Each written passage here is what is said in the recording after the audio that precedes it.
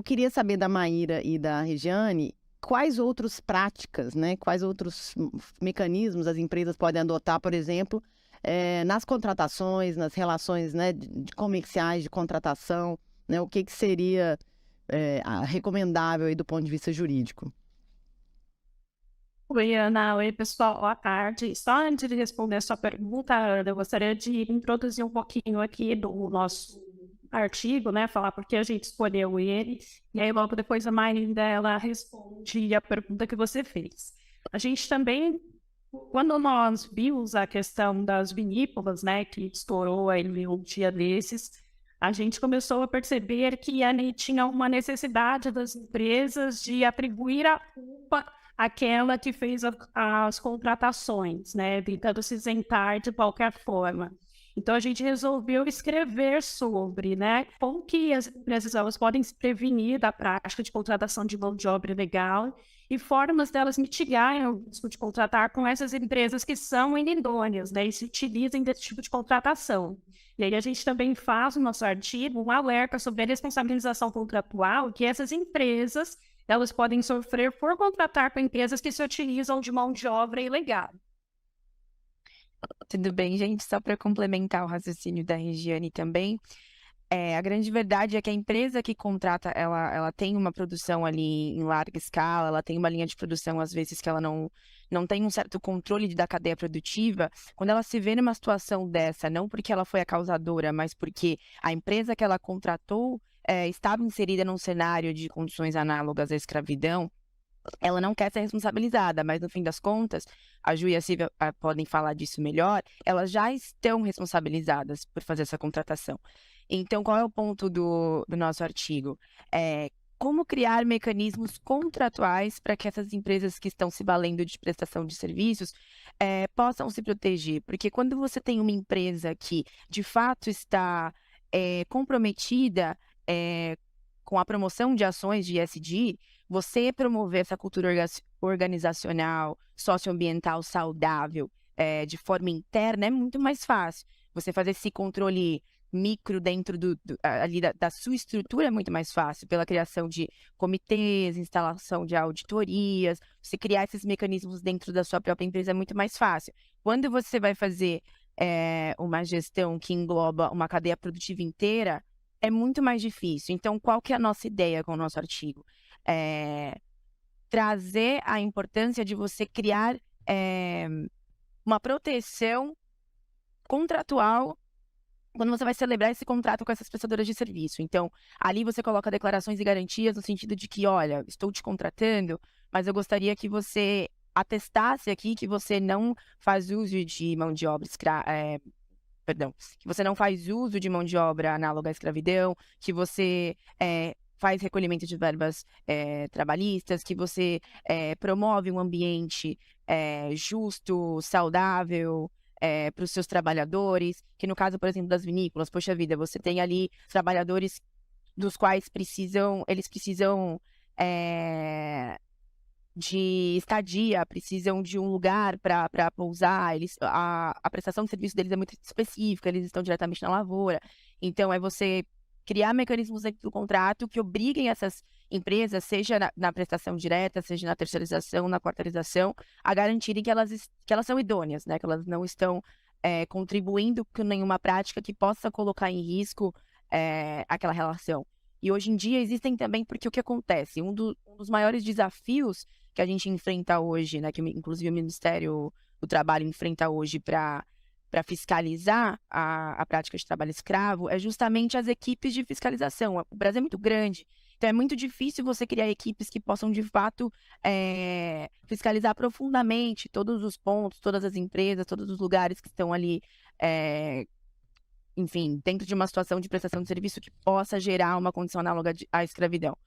Existem hoje associações que prestam esse tipo de serviço e acaba sendo um serviço que beneficia a sociedade como um todo, porque quando você tem essa dificuldade de fazer essa fiscalização direta, essas associações se colocam à disposição para estarem lá e criam também, por exemplo, selos de autenticidade para garantir, olha, você vai contratar essa empresa aqui, então antes de você contratar, estou atestando que ela tem um selo onde ela se compromete a não contratar de forma análoga, enfim. todos esses pequenos mecanismos podem ser inseridos dentro do contrato, e aí previnem as empresas de serem responsabilizadas, eventualmente, por, enfim, estarem ali nessa situação. Ô, Maíra e Rejane, vocês enxergam que além, né, desses cuidados todos que a gente tem que, né, colocar no contrato e prever detalhadamente essas declarações de garantia, essas obrigações, vocês enxergam que é prudente, pelo menos, né, por parte das empresas, de tomar alguma outra medida cautelosa, de um dever ali de diligência, de investigar aquele terceirizado, né, que ela vai contratar? O meu ponto é, ao invés de só colocar no contrato, né, tick the box lá, ó, botei aqui, tô livre, não tem mais responsabilidade. Ou também é necessário, né, vocês enxergam aí que existe, né, uma necessidade de se ter um suporte maior de procedimentos de investigação desses terceirizados? Sim, com certeza. Muitas vezes, o silêncio, ele te responsabiliza. Então, o fato de você simplesmente alegar que você não tem conhecimento de tal prática não te livra da responsabilidade. Então, por isso a importância disso que você colocou, de você fazer a fiscalização direta. E se você, como empresa, não consegue fazer essa fiscalização, que você pelo menos esteja em contato com outras instituições, por exemplo, essas associações ou outras empresas de auditoria que possam te colocar nesse cenário e te ajudar na atestação de que você está contratando como empresa idônea. Então, às vezes, se você não puder fazer diretamente, coloca uma previsão no seu contrato, tipo, olha, vamos colocar uma cláusula contratando uma associação que vai fazer uma fiscalização mensal ou quinzenal nas suas instalações e vai verificar as condições em que os trabalhadores estão laborando. Essa fiscalização vai ser surpresa, então você não pode se negar a receber o nosso fiscal.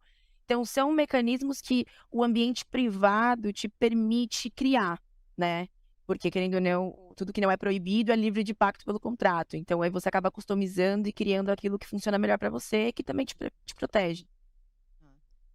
Até complementando, exemplificando um pouco o que a Maíra está colocando, um cliente nosso que tem exercido muito a economia circular nos seus resíduos, ele desenvolveu, junto a uma empresa de auditoria de certificação, um checklist. E todos os fornecedores deles preenchem esse checklist em ESG. E exige a apresentação das licenças, compromisso, né, com as informações prestadas, e isso vira um apenso, um anexo dos contratos. E eles também respondem. Semana passada mesmo, a gente participou da revisão, né, Marina, da planilha, e que eles respondem, já que eles importam e exportam produtos e resíduos, também respondem a esse checklist. Então, eu vou fazer uma provocação aqui, hein? Pergunta espinhosa. Nesses casos, especificamente, né, das vinícolas, por exemplo, porque houve uma terceirização, né? Houve uma contratação daquela empresa, né? Então, se existisse algum procedimento, não sei se houve, né? De verificação, né, desses terceirizados, existe já alguma decisão aí que a gente enxerga na jurisprudência de diminuir a pena, né? De reduzir a penalidade das empresas contratantes? Na verdade, a gente teve, né? Acho que a gente tem dois cenários. Da vinícola, sim, até teve um acordo com o Ministério Público, onde os nomes mais conhecidos foram condenados de forma subsidiária. Na verdade, foram condenados, mas pela cadeia produtiva, né? Então, esse é um ponto importante. Tem a lista suja, né? Que é resultado das autuações e fiscalizações feitas pelo governo em relação a esses, mas como bem colocaram as meninas, o Brasil é muito grande, né? Então, buscar certidões, seja na lista suja ou certidões de autuação, é uma evidência. Verificar o tipo de condenação trabalhista que se tem, o volume e sobre o que se condena, também né? Então, vamos lá, eu tenho muita ação trabalhista, onde o pedido é de pagamento de salário por fora ou jornadas extensas, vale uma bandeirinha vermelha, né? Mas no passado, por exemplo, uma dessas denúncias, e foi no setor têxtil, a liberação da empresa foi feita pela forma de contratação. Então, não se tratava de uma terceirização de serviço, e sim uma outra modalidade de contratação, onde ela adquiria né, partes de um produto final, né? Então, por conta dessa forma de contratação, não houve a sua responsabilização, porque não se compreendeu como terceirização. Isso para fins onde a história já está na mídia, o nome já foi envolvido, né? E daí, de repente, você consegue até resolver com o Ministério Público. Talvez um ponto que antecede tudo isso é o dano à imagem da empresa.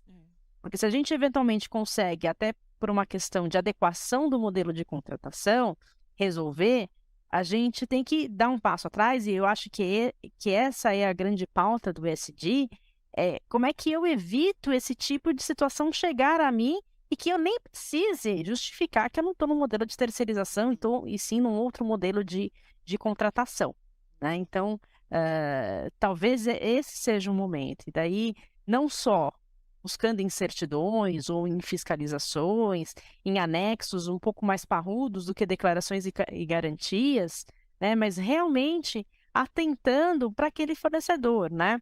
Então, às vezes, a busca pelo valor do preço mais em conta pode ser uma evidência de que alguma coisa está um pouco equivocada naquela contratação. Ana, só pegando um gancho com o que a Ju acabou de falar, é muito importante a gente colocar que o dano à imagem, ele é o primeiro, né? O primeiro ponto de afetação é a imagem, e muitas vezes ele é irreversível. Então, por isso é tão importante você se prevenir antes de você iniciar a contratação. E muitas vezes você pode até se valer de mecanismos que a gente vê no M&A, por exemplo, condições precedentes. Você elencar uma série de condições precedentes que sejam anteriores à ação. E somente depois da apresentação, por exemplo, desse checklist, de licenças, enfim, de uma série de documentos que vão te deixar mais seguro, aí então você segue com a contratação. Porque, querendo ou não, você acabou de ter um escândalo estourado. Por exemplo, eu vou fazer um link com a vinícola. Quantas pessoas vão deixar de consumir esses vinhos até que, eventualmente, o processo administrativo se encerre e fique comprovado que as vinícolas, de fato, não tinham envolvimento com esses casos?